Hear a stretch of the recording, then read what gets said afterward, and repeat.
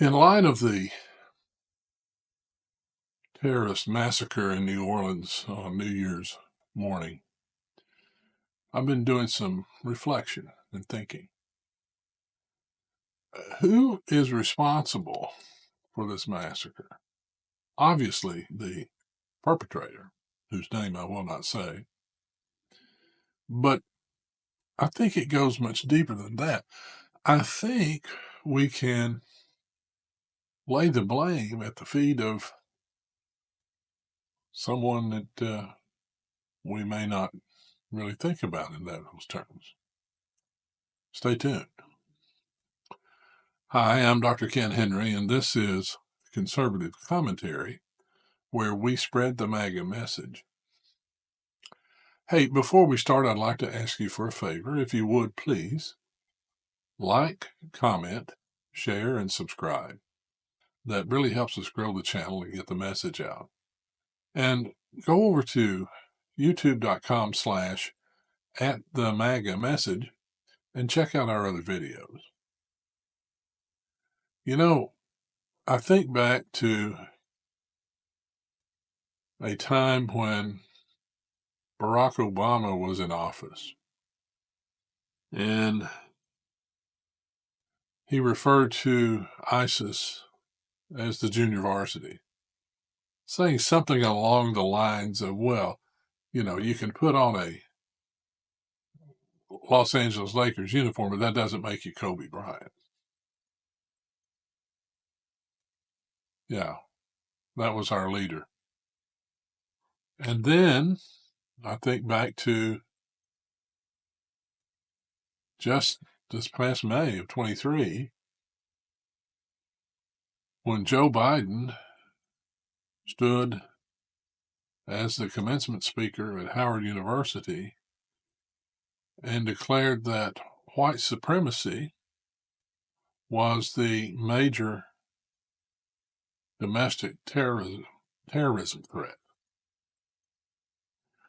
And that was parroted then by all of his people and in office and many, many others. And they kept going back through several things. Now, how did we get here? How did we get to this stupid spot that we're in? Well, I will tell you. The first thing I think are these idiotic comments made by our leaders. But think back to the withdrawal from Afghanistan and our loss of 13 service members.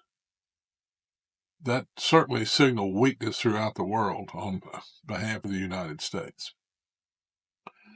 And think back then to the repeated mantra from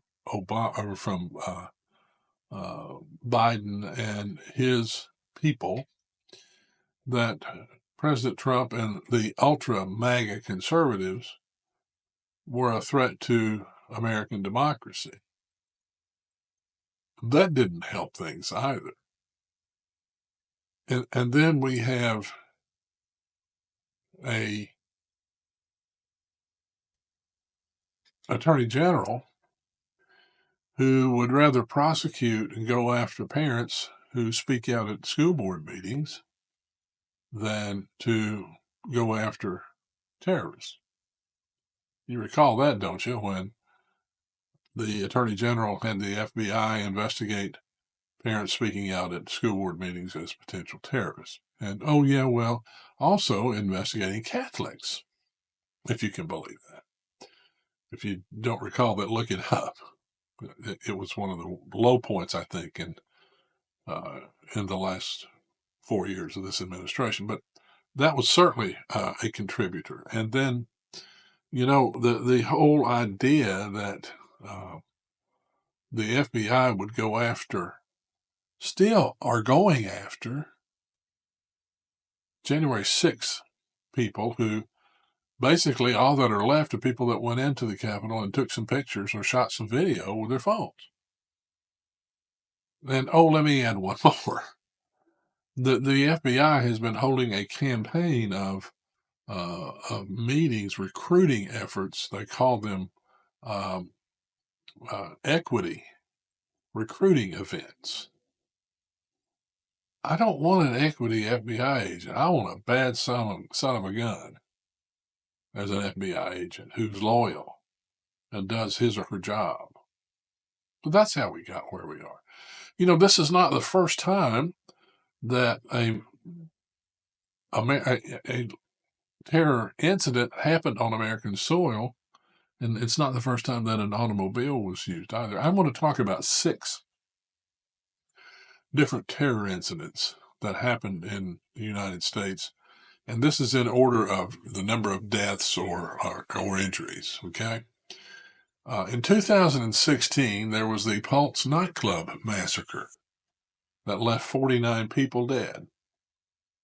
Omar Mateen opened fire on a gay nightclub in Orlando, Florida, that was hosting Latin Night in June 2016, killing 49 people and wounding 53 others in the deadliest terror-related mass shooting in U.S. history. The FBI said that he carried out the mass shooting in support of ISIS. Mateen was born to Afghan parents in New York in 1986 and was living in Port St. Lucie, Florida. He was killed after a 3-hour standoff with SWAT team members. The second most deadly attack was the New Orleans truck attack, where 14 were killed. Wednesday's terror attack in New Orleans was carried out by, and I'm not going to say his name, but he got behind the wheel of a white pickup and barreled into dozens of revelers along the city's famed Bourbon Street, leaving 14 people dead. The FBI said that this man, a 42-year-old U.S. citizen from Texas, drove the rented Ford truck laden with an ISIS flag from the trailer hitch, and it was laden with weapons and a potential improvised explosive device. And he drove this truck into a crowd at approximately 3:15 a.m. local time.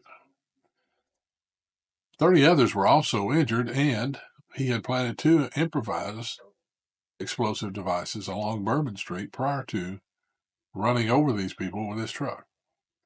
He was subsequently killed in a shootout with police. Third was the 2015 San Bernardino, California shooting, in which 14 were killed.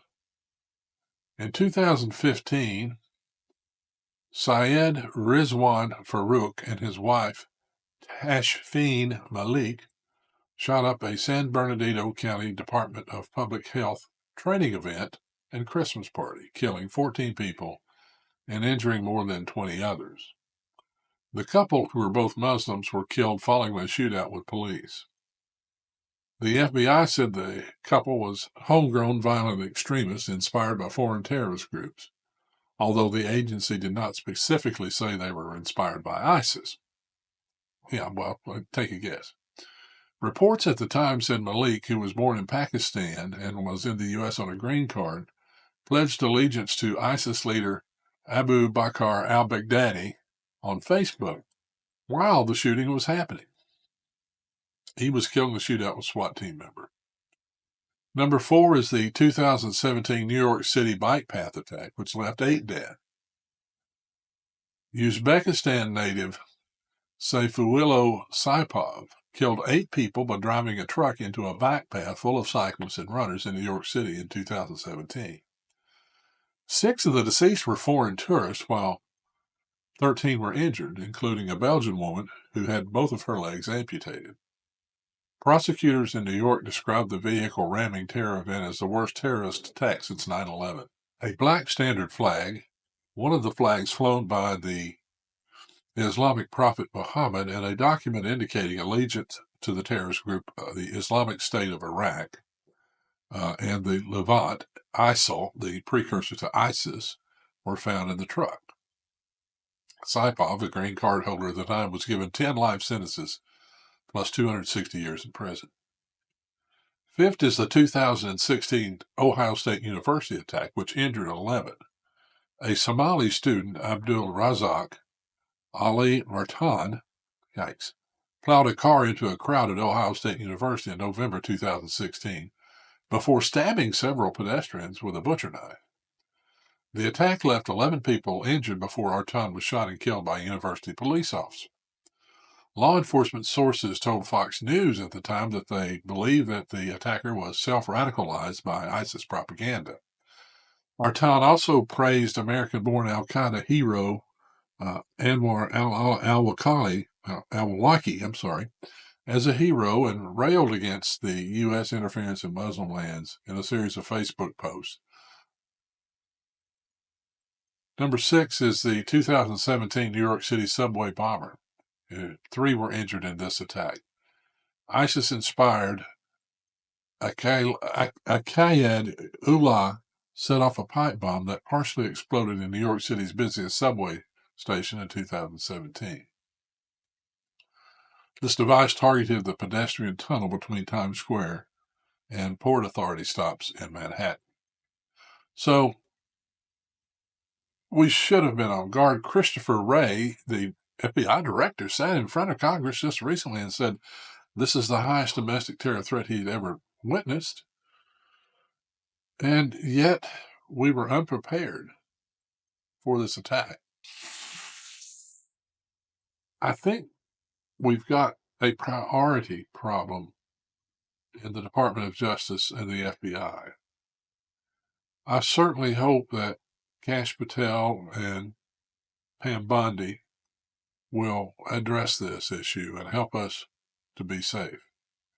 And one other factor that I didn't mention, because these were domestic, quote, domestic terrorists, is the open southern border that has contributed to the situation. We don't know. We have no earthly idea how many ISIS supporters or ISIS members have come into the United States as gotaways or come into through the southern border and now are somewhere in the United States, and we have no idea where they are.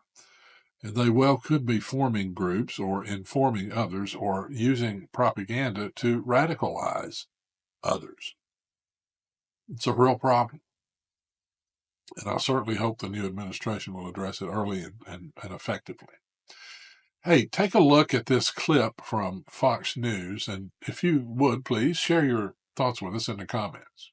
Tony, you say you've been warning about it, but in January, President Obama told the New Yorker magazine's David Remnick that ISIS, which was then still considered a part of al-Qaeda fighting in Syria, was like a JV basketball team. He said, quote, the analogy we use around here sometimes, and I think is accurate, is if a JV team puts on Lakers uniforms, that doesn't make them Kobe Bryant.